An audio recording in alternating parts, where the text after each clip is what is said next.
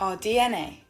We probably all know this double helix structure to be responsible for everything in our body, ranging from the colour of our eyes to the kinds of foods we like.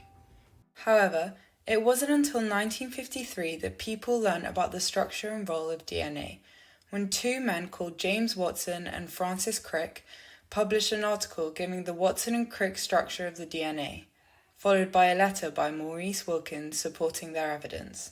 As a consequence of their discovery, Watson, Crick, and Wilkins were awarded a Nobel Prize in Physiology and Medicine in 1962. To this day, the discovery of DNA is usually attributed to Watson and Crick, but in reality, there is more to this story.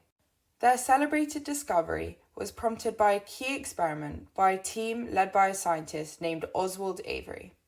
In 1944, at Rockefeller University, Avery's group showed that the DNA was the transforming principle. This was vital in revealing the molecular nature of genetic inheritance and the role of DNA in our cells. Despite the magnitude of his achievements, his discovery did not receive immediate recognition, but it was only in the early 1950s when Watson, Crick, and other scientists sealed the role of DNA as the location of genes that people realized the importance of his experiments.